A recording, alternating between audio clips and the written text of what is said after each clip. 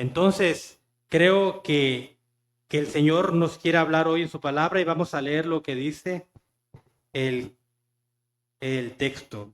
Dice así: Jesús les dijo a los que creyeron en él: ustedes son verdaderamente mis discípulos si se mantienen fieles a mis enseñanzas. El 32: y conocerán la verdad y la verdad los hará libres. Nosotros somos descendientes de Abraham, le respondieron. Nunca hemos sido esclavos de nadie. ¿Qué quieres decir con los hará libres? Entonces, como bien les decía, en un grupo de personas siempre va a haber diferentes tipos de personas, de audiencias, diferentes tipos de oyentes. Y en este momento, cuando Jesús estaba hablando, había también dentro de la audiencia, habían personas que creían en Dios, estaban sus discípulos y estaban los que habían de creer. Y Jesús se centró en un grupo en especial y por lo general Jesús se centraba en los que habían de creer, en los que creían. Y dice el texto: Jesús les dijo a los que creyeron en él. Ahí en Juan 8:31, si no, ahí está. Dijo entonces Jesús a los, es en la versión NTV, por favor. Jesús les dijo a la gente que creyó en él, ¿no? Entonces, el Señor siempre se dirigía a personas que iban a creer, que sabía. Y de hecho la palabra dice que mis ovejas conocen su voz. Entonces, siempre va a haber una audiencia de diferentes formas. Ahora, dentro de esta gente, en el verso 3, también estaban los estudiosos o los religiosos de la época, que eran los fariseos y los escribas. Entonces, ellos son los que al final en el verso 33 le responden: nosotros somos descendientes de Abraham, nunca hemos sido esclavos de nadie, ¿no? Entonces, en Juan 7:12 podemos ver otro momento cuando Jesús estaba en el templo y algunos se preguntaban, dice, se oían muchas discusiones acerca de él entre la multitud. Unos afirmaban, es un buen hombre, mientras que otros decían, no es más que un farsante. Entonces, unos creían y otros decían que era un farsante. Entonces, hay dos tipos de oyentes. En un grupo siempre habrán personas que creen y otras que no creen. Ahora, el verso 33 nos muestra cómo los fariseos y la actitud orgullosa que ellos tenían, que dicen que nunca habían sido esclavos de nadie, del texto base que estamos estudiando, pero realmente, si nos vamos a la historia del pueblo de Israel, sí habían sido ya esclavos ellos. Entonces ahí podemos ver el orgullo de los religiosos de la época. Ellos ya habían sido esclavos de otras naciones, como los egipcios, como los babilónicos y pues también los romanos, ¿no? Pero pues no nos vamos a centrar hoy en la actitud de los maestros religiosos de la época, sino como veníamos leyendo, Jesús se dirigía ¿a quiénes? A los que creían, los que habían de creer, a los que creyeron en él. Entonces, los fariseos y los escribas, ellos eran un pueblo judío. Y como bien sabemos que Dios escogió a un pueblo, al pueblo de Israel. Y también nosotros sabemos que Dios escoge a sus hijos. Él sabe a quién va a escoger y a quién no escoge. El detalle aquí es nosotros, al saber esto, podemos caer también en el sentido de pensar de que porque soy escogido, entonces ahora yo puedo hacer y vivir yo quiera. Entonces, perdón, ando un poco mal de la garganta, hermanos. Como bien dijimos, hay varios tipos de personas en una audiencia y lo quiero dividir en tres grupos. Es el grupo de creyentes, el grupo de discípulos, el grupo de los no creyentes. Ahora, cada grupo de personas va a mirar a Jesucristo y va a mirar a Dios dependiendo del lugar en donde uno esté posicionado. No, si yo soy solamente un creyente más, gracias. Si yo solamente soy un creyente más, voy a ver a Dios de una manera. Si soy discípulo de Cristo, veré a Dios de otra forma. Obviamente, si no soy creyente, también lo voy a ver, como decía ahí, algunos pensaban que era un farsante, ¿no? Entonces, un creyente, por ejemplo, simplemente es solamente un seguidor. Es un seguidor y se conforma con solo estar cómodo, con solo estar tranquilo y que no lo molesten. Se siente tranquilo, se siente cómodo, que no lo metan en problemas. Yo voy al templo y tranquilamente me siento a escuchar y aquí está bien, no me siento bien, no me comprometo, no hago nada por querer servir a Dios. En cambio, un discípulo es una persona que también cree en Cristo como su Señor, pero no se conforma solo con llegar a oír y ya. Siempre va a buscar más de Dios. Ahora, como bien dividí el grupo de creyentes, ahora me voy a sentar en otro grupo más, en el de creyente. El creyente lo quiero dividir nuevamente en tres subgrupos, o podríamos dividirlo hasta en cuatro. El creyente verdadero maduro, y hay un creyente también verdadero, pero inmaduro. Y también está el falso creyente. Ahora, ¿se acuerdan de la parábola del trigo y la cizaña? La parábola del trigo y la cizaña nos dice tal cual que hay un creyente genuino y hay un creyente que es tal cual cizaña. Lo delicado de esto es de que muchas veces puedo yo estar pensando, sí soy un creyente genuino y que estoy buscando a Dios, pero realmente estoy siendo muy seriamente engañado en creer que sí sigo a Cristo, que busco a Dios, pero realmente no lo soy. ¿Ustedes por qué creen que el Señor les dice, en aquel día, cómo dice la palabra de Dios? Muchos me dirán, Señor, Señor, en tu nombre hice milagros, en tu nombre eché fuera demonios. ¿Y qué les va a contestar el Señor? Apartaos de mí, hacedores de maldad. Y no dice pocos, dice muchos. En aquel día me dirán. Entonces creo que echar una moneda al aire de creer si qué soy yo, no soy, estaríamos como que es la vida eterna al final, donde vamos a pasar la eternidad. Pero bueno, entonces esto me lleva a lo que es mi primer punto. ¿Qué tipo de creyente soy? Ahora leemos nuevamente qué dice su palabra.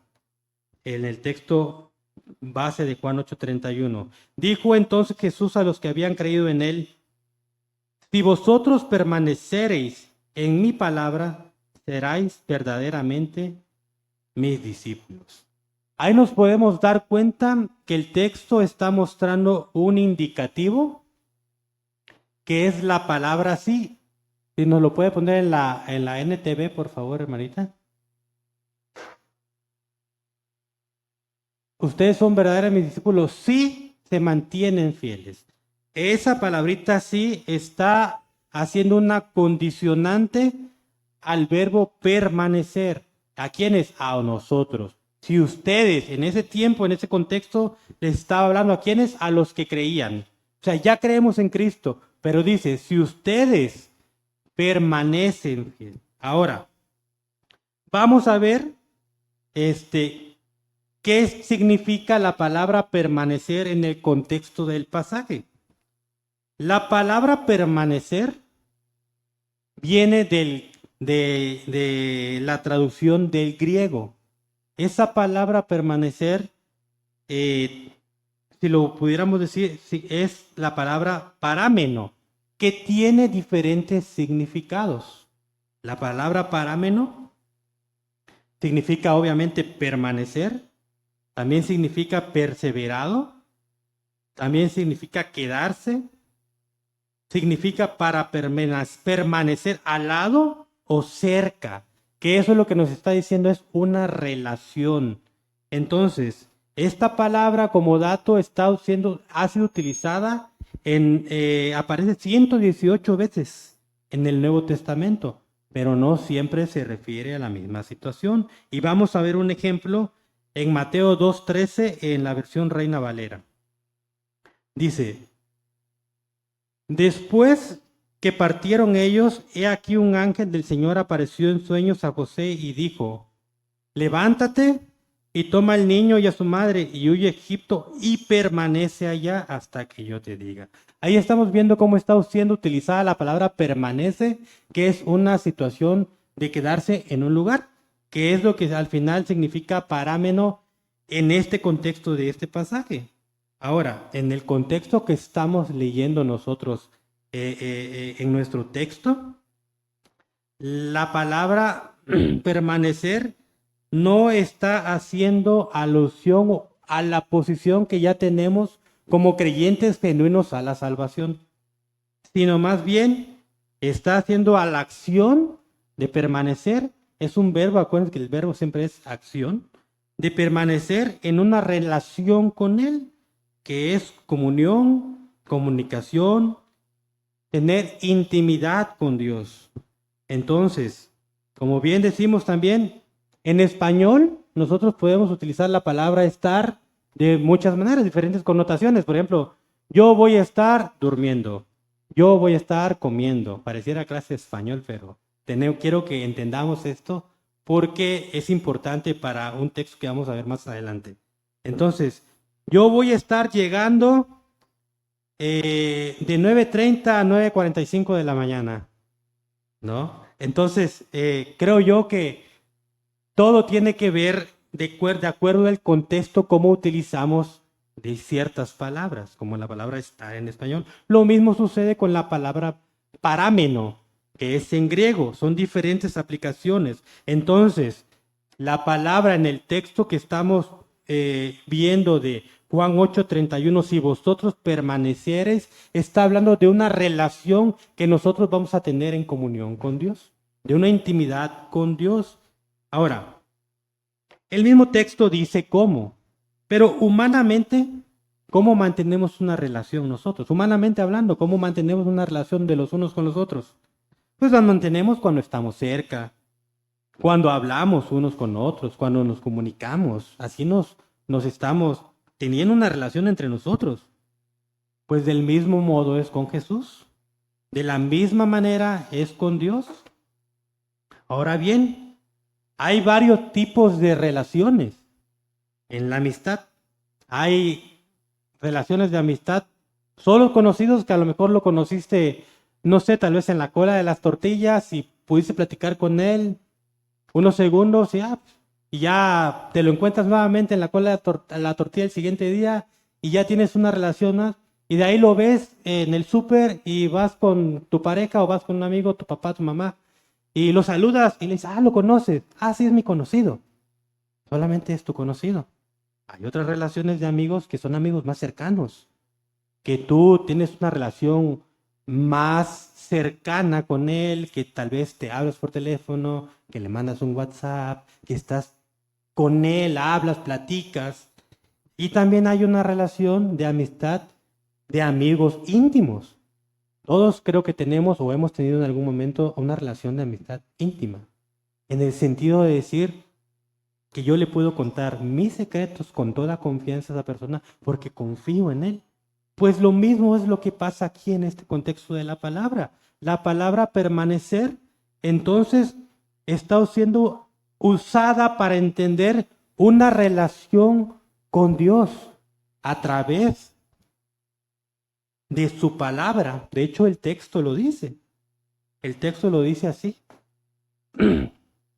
que es a través de su palabra. Ahora, esto lanza tres preguntas y que personalmente me las preguntaba cuando estaba estudiando esto. Dice, ¿cómo permanecemos con Cristo? Entendiendo la palabra permanecer, ¿en qué relación estoy teniendo yo con Dios? ¿Estoy relacionándome con Él? ¿Estoy hablando con Dios?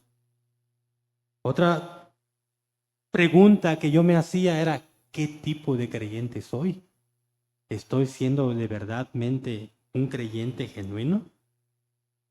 Y otra, tal cual, es estoy pendiente, estoy teniendo una relación con Dios.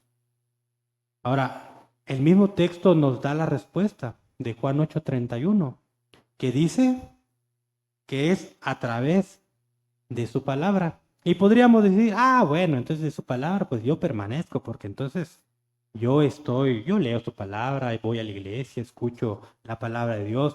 De repente, pues, nuestro pastor Jorgito nos manda los devocionales, ya lo leí. Ya leí su palabra, pues, pero es un devocional personal que él tuvo y que nos compartió a nosotros. Eso no es una permanencia, eso es la permanencia de él y su Señor que hace favor de compartirnos a nosotros. Pero nosotros, ¿cómo estamos teniendo esa relación de permanencia con Dios? Eso es lo que al final a Dios le importa. ¿Qué relación tenemos nosotros con Él? Entonces, literalmente lo que nos está enseñando también esta parte del pasaje, que es a través de la práctica, es traducido a la práctica que sería obedecer sus mandamientos. Cuando nosotros obedecemos sus mandamientos, entonces estamos siendo hombres y mujeres fieles al Señor. Y quiero que vayamos a Primera de Juan, capítulo 2, versos 4 y 5 en la versión Reina Valera.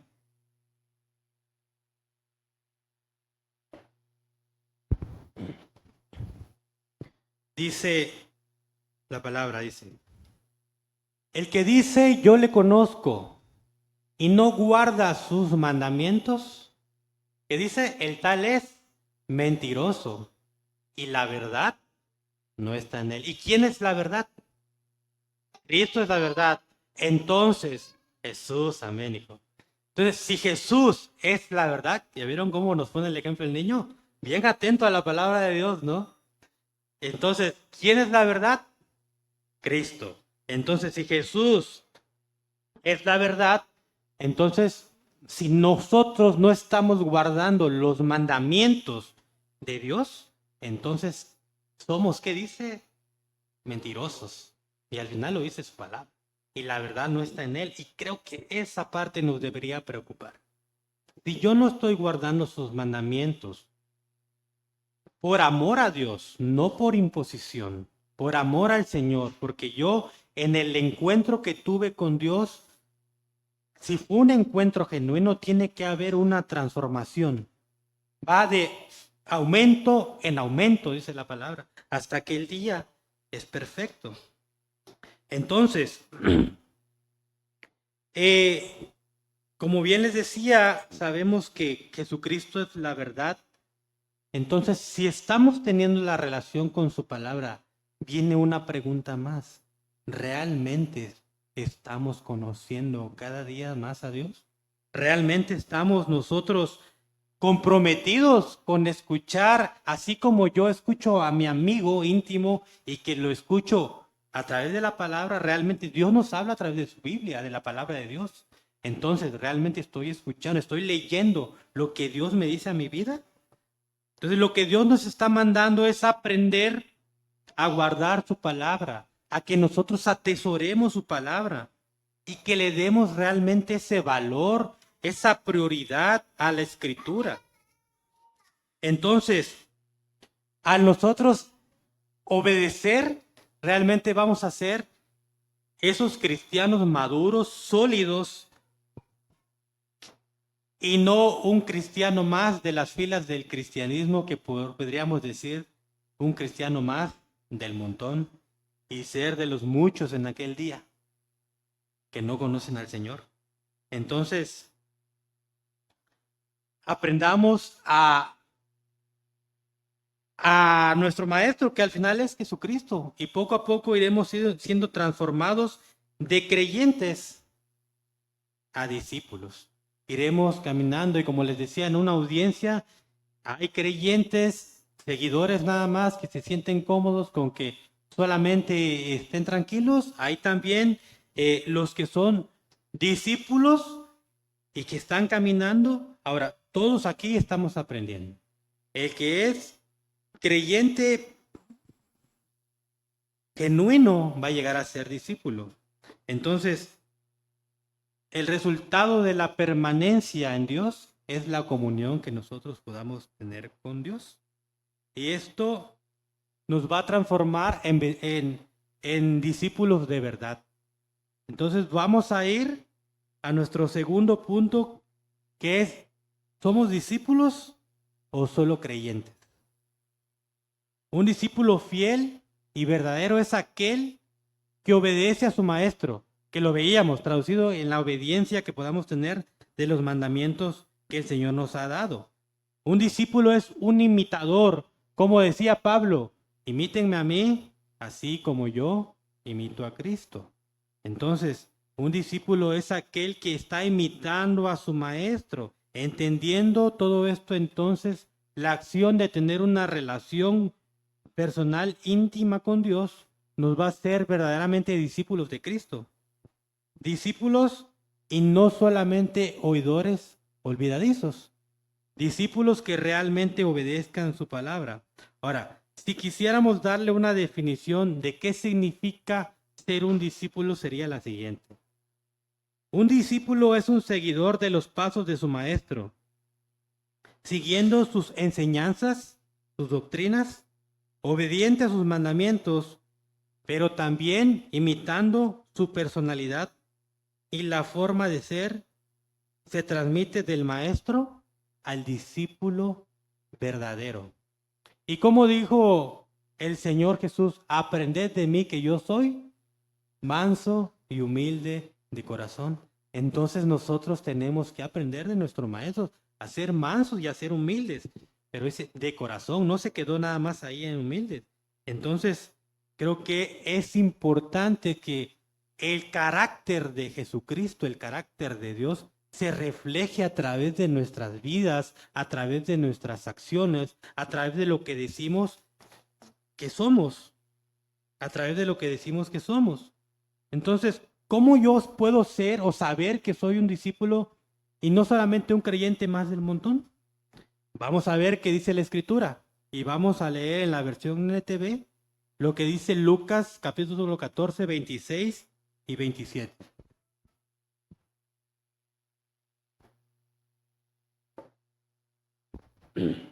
En esta versión dice así: si quieres ser mi discípulo, debes aborrecer a los demás. En la versión NTV, por favor, hermano. Gracias. Si quieres ser mi discípulo, debes aborrecer a los demás, dice. A tu padre y madre, esposa e hijos, hermanos y hermanas. Sí, dice otra vez, hasta tu propia vida. De lo contrario, no puedes ser mi discípulo. Por eso les decía que es importante el saber las traducciones, y eso nos lo ha enseñado nuestro pastor, que debemos de, cuando estudiamos la palabra de Dios, ver el significado de las palabras y a lo que eso, cómo le vamos a entender al versículo. ¿Por qué? Porque si no, luego caemos en interpretaciones privadas. Si yo me quedo ahí, aborrecer, entendemos por aborrecer, es odiar. Entonces dice, si tú quieres ser mi discípulo, debes odiar a los demás. O sea, ¿cómo? A tu padre y a tu madre. O sea, yo odiar. Si alguien se quedara con eso, quedara con una interpretación muy errónea. Ahora quiero que veamos qué significa la palabra aborrecer del griego. La palabra en griego es miseo y tiene como significado, sí, odiar y detestar, pero también significa amar menos o la contraposición que sería amar más. Entonces, en la versión traducción lenguaje actual, lo dice de la siguiente manera. Si alguno de ustedes quiere ser mi discípulo, tendrá que amarme más que a su padre o a su madre, más que a su esposa o a sus hijos, y más que a sus hermanos y a sus hermanas o a sus hermanas. Ustedes no pueden seguirme a menos que me amen más que a su propia vida. Entendiendo esto, creo que ya nos da un panorama más claro de lo que el Señor Jesús nos está enseñando en su palabra. Pero quiero que notemos que hay 3 puntos de aplicación importantes en este pasaje, que habla de los hermanos, padre, madre, que esposa, hijos, es la familia. Y también dice que debe ser más importante que nuestros intereses propios y personales, cuando dice hasta tu propia vida. Y también en el verso 27 dice, si ustedes no están dispuestos a morir en una cruz y hacer lo que yo les diga, está hablando de la voluntad de nosotros debe alinearse a nuestro Señor. Entonces, lo que nos enseña la palabra de Dios no está enseñando que debemos aborrecer a nuestro hermano, a nuestra hermana, no. Y tampoco estoy enseñando que no debes de tener sueños o no debes de tener unas metas de vida. Claro, eso no está mal. Lo incorrecto sería poner en primer lugar todas esas cosas, llámale como tú quieras, hijos, trabajo, esposa, familia, intereses personales, y hacer nuestra propia voluntad y no hacer lo que Él diga. Entonces, amar de verdad, así como Cristo nos ama, es confrontar. Amar de verdad es guiar, enseñar, pero muchas veces va a incluir disciplinas. Así como Dios dice que al hijo que ama, lo disciplina, ¿no? Entonces, el Señor lo que nos está enseñando es de que debemos sobreponer el amor genuino de Dios, ese amor que es un amor verdadero, no solamente como el amor que es enseñado en la cultura que hoy tenemos, ese amor egoísta. Pero la verdad es de que muchas veces tenemos que reconocer que podemos caer, aún siendo cristianos genuinos, en ese tipo de errores y de ser creyentes nada más y no discípulos. ¿Por qué? Porque somos cómplices a veces de alguien de nuestra propia familia. Podemos llegar a ocultar o tratar de cubrir a mi hermano, a mi hermana, a mi hijo, a mi hija, a mi padre, a mi madre, y tratando de hacer cosas que yo sé que son pecaminosas para esa persona, pero yo no le digo la verdad, no hablo con él, no le estoy comentando si es mi esposo, si es mi esposa, y yo sé que está haciendo algo que no es correcto. Muchas veces no, en amor no se lo digo, pero pasa esto porque también no tenemos a veces las armas para poder decirle. Si alguien nos conoce después de Dios, es nuestra propia familia, en el núcleo familiar. ¿Tú cómo le dices a tu hijo, hijo, levántate temprano? Hay que hacer aseo si tú nunca lo haces. ¿O cómo le dices a tu hijo, hijo, ponte a leer la palabra si nunca te ve haciéndolo? ¿No? ¿O cómo le puedes decir a un hermano que haga esto? O deja de hacer tales cosas cuando ve que tú las haces. Entonces, también hacer como que no pasa nada me vuelve cómplice. Y ahí estoy poniendo en primer lugar a mi familia que a Dios. Cuando la palabra de Dios es la que nos da la norma de cómo nosotros debemos actuar ante ciertas circunstancias y no caer en solaparlos muchas veces. Juan 13:35 dice, el amor que tengan unos por otros será la prueba ante el mundo de que son mis discípulos. El amor que tengan, pero como les decía, el amor genuino, el amor que tengan unos por otros será la prueba de que de verdad son mis discípulos.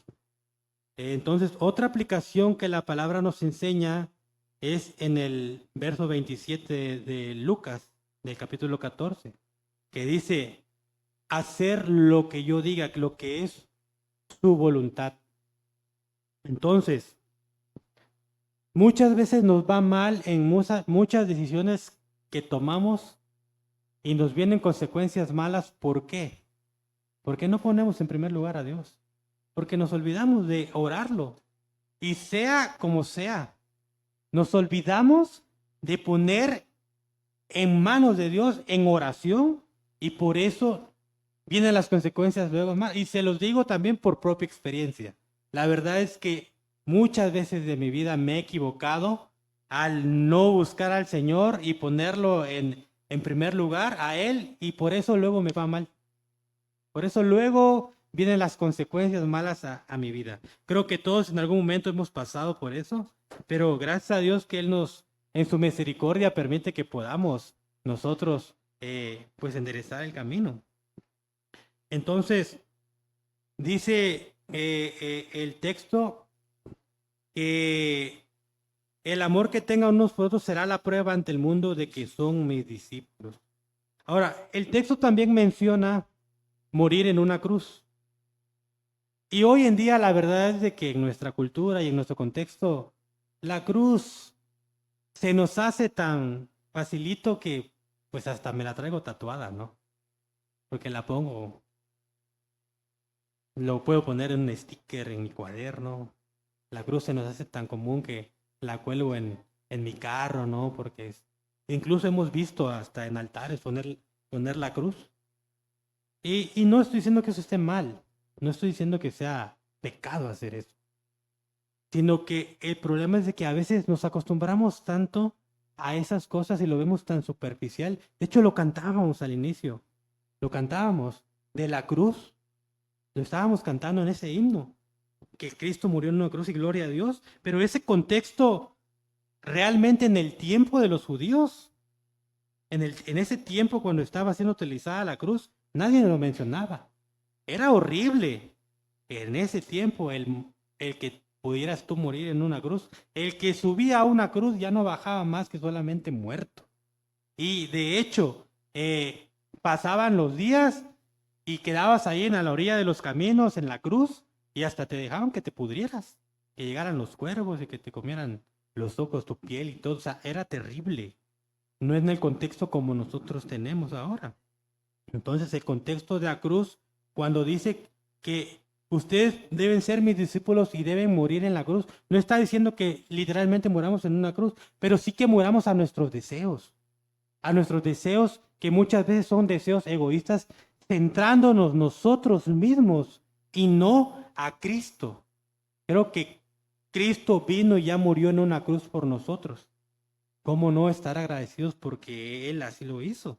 Y porque a Él le plació a morir por nosotros. Si tú eres un creyente genuino, como inicié diciéndoles, entonces Cristo murió por ti. Entonces, lo que está pidiéndonos el Señor para que seamos discípulos verdaderos es, como le decía, morir a nuestros propios deseos, que pongamos en primer lugar a Dios en toda nuestra manera de vivir, en todo lo que hacemos, en todo lo que nosotros estamos haciendo en nuestro diario vivir, en nuestra propia vida. Muchas veces la verdad es de que, como bien les decía, si alguien nos conoce después de Dios es la familia. Muchas veces es de que nosotros ponemos miles de excusas para no hacer las cosas. De hecho, Dios lo sabe. ¿Qué hacemos o qué no hacemos? ¿Cómo lo hacemos y por qué lo hacemos? Dios conoce el contexto de nuestro corazón y Él sabe lo que hacemos, si realmente lo estamos haciendo genuinamente por querer servir a tu hermano, por querer servirle a Dios, si es algo genuino. Me encantó una frase de un pastor, ahora que, pues bueno, bienvenidas a nuestras hermanas y para nuestros hermanos que fueron allá por al evento y por tu causa, de verdad, qué bendición, gracias a Dios que están por acá. Me gustó una frase porque también lo transmitieron, y esa frase dice así: un pastor que no se le ve de lunes a sábado no se le entiende en domingo. Porque ya seas que seas pastor, seas anciano, seas líder, seas diácono, seas encargado, el nombre que tú le quieras poner, tú no vas a ser un discípulo si no mueres a tus deseos, si no tú mueres a lo que tú quieres. Ponle el nombre que tú quieras. Entonces, por eso me gustó esta frase y quise anotarla intencionalmente en el sermón, porque dice, un pastor que no se le ve de lunes a sábado, no se le entiende en domingo. Lo que nos está diciendo esa frase tal cual es de que tú cómo quieres ser un discípulo de Cristo si al final en la semana tú no hablaste con tu hermano, no hablaste primeramente con Dios y no estuviste orando por tu hermano, fuiste intencional en las cosas con tu hermano en ese servicio con él.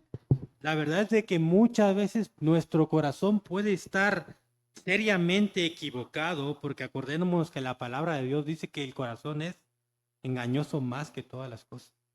Entonces, si nosotros solamente aquí sabemos bien que la iglesia está pasando también por un proceso de ancianos y diáconos y que ahorita hay encargados, porque ahorita es para todos. El ser discípulo primero va a empezar en servir a mi hermano, en servir a lo que yo quiero, anteponer mis deseos y lo que yo deseo. Tal vez, no sé, haya algo secundario que tengo que hacer, pero a veces lo pongo en primer lugar antes que venir a la iglesia.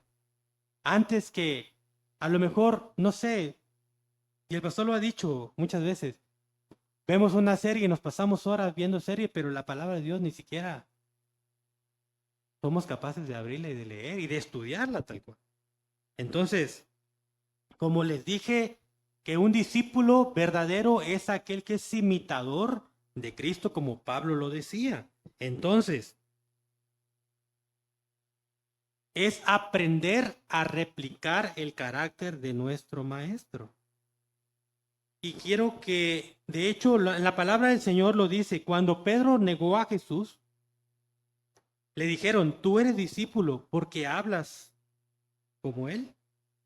Lo identificaron, obviamente por el acento que también tenía, pero lo identificaron por su forma de ser.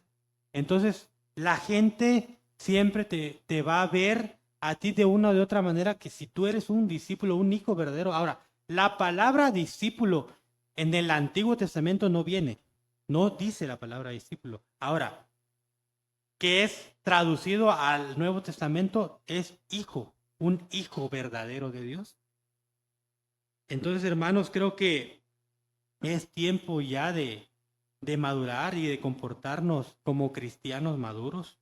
Basta ya de andar con cosas como es que el pastor no me saludó. Es que me dijo que me iba a hablar y no me habló. Es que, no, hermanos, creo que es tiempo de aprender a ser discípulos de Cristo, de empezar a morir a nosotros y a nuestros deseos, de anteponernos nosotros lo que yo quiero, aún antes de mi propia familia. Lo dice la palabra de Dios. El que no ame, el que ame más a su padre o a su madre más que a mí, entonces no puede ser mi discípulo. Yo tengo que poner en segundo lugar eso, obedecer sus mandamientos. Entonces, y hoy cada uno de nosotros, de los que estamos aquí, cada quien sabe cómo está teniendo su relación con Dios. Cada quien sabe desde que te levantas hasta que amanece, hasta que anochece, uno sabe lo que realmente uno hace. Si yo estoy orando, si estoy leyendo la palabra de Dios, si estoy teniendo comunicación con Dios, como les ponía el ejemplo de un amigo, si es un amigo cercano, Dios o no. Entonces, no solo actuemos simplemente como seguidores que se emocionan por un tiempo y que después, pues prácticamente hemos visto en las filas del cristianismo que de repente ves a un hermano que está bien entregado en la obra, lo ves sirviendo, lo ves incluso predicando, lo ves y pasan el tiempo y de repente ya no lo ves. ¿Por qué? Porque solamente fue un seguidor, mas no fue un discípulo, mas no es un discípulo verdadero. Entonces, el Señor no vino y no murió en una cruz solo para que tengas tu mejor vida ahora. El Señor no vino a eso. Él no vino solo para bendecirnos y para decirnos, ah, sí, o sea, no. El Señor vino para buscar adoradores en espíritu y en verdad. Ahora, si hoy en día tenemos una vida realmente comprometida con Dios, si realmente tenemos una vida comprometida con Dios, todas esas cosas vienen por añadidura. Si hoy tenemos la bendición de poder estar en un buen trabajo cómodamente, la verdad el sábado que estuvimos acá con los que Dios nos permitió estar en lo de la enseñanza de los mártires, la verdad el escuchar a otros hermanos que están, el contexto que están viviendo, hermanos que están siendo perseguidos, que están siendo encarcelados, que ahí sí literal los están aborreciendo con la palabra odiar, los están odiando. por la fe. El que nosotros hoy podamos tener esto creo es de mucha bendición. Que podamos tener la bendición de reunirnos, de estar enclimaditos. Es bendición. Gloria a Dios por eso. La verdad que gracias a Dios por su bondad. Pero pues no es para que tengamos eso. Hermanos, nos sumemos. Van a haber actividades de evangelismo más adelante. Nos sumemos y somos discípulos de verdad. Nos sumemos a la obra de Dios. Ahora, quiero que veamos las características de un discípulo y las diferencias que hay con un creyente. El discípulo permanece y estudia profundizando en su palabra. El discípulo se va a preocupar por su palabra. Va a estar estudiando, va a estar leyendo, va a investigar. El creyente no lee, no es su prioridad. Hoy, y no me contestes, tú contéstate a ti mismo. Hoy ya abriste la palabra de Dios. Si ya la abriste, gloria a Dios. Y si no, creo que es un tiempo para que reflexionemos y que nos examinemos a nosotros mismos qué estamos haciendo. Y como les decía, esto es en todas las áreas, seas desde pastor hasta el nombre que tú quieras. O sea, esto es para todos. O sea, el discípulo obedece su palabra, se alinea a sus mandamientos, siempre está dispuesto a aprender y aplicarlo en su vida. El creyente no aplica la palabra, es desobediente. Está escuchando, no vivas de esta manera. Pero sin embargo, como no es mi prioridad Dios, sigo viviendo de una manera en pecado. Entonces tengo que aprender yo a reconocer en qué lugar estoy. El creyente no pone en práctica su palabra, es desobediente. Y es más, es orgulloso, cree que ya lo sabe todo. No es una persona enseñable, no es una persona que quiera aprender más. Al contrario, ya cree que lo sabe todo.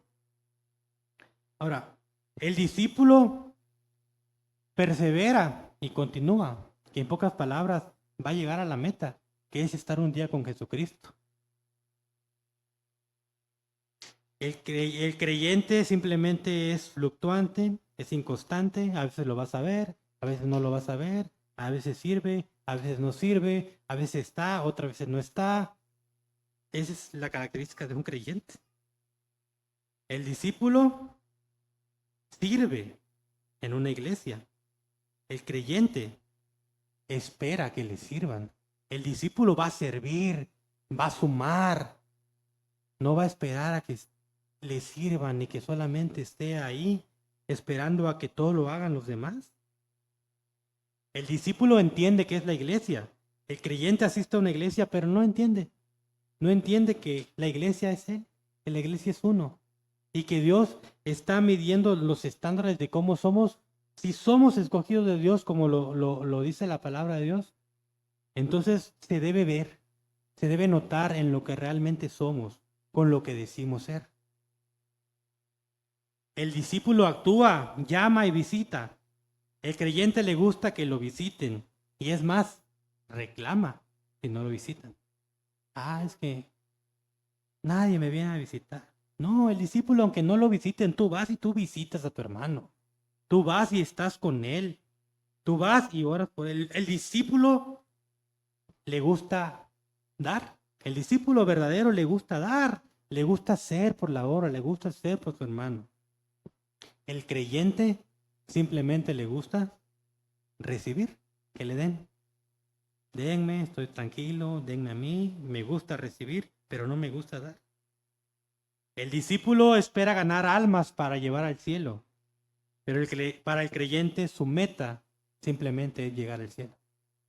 Que yo sea salvo, esa es mi meta, pero no invito a otros, no llamo a otros, no hago obra evangelística. ¿Por qué?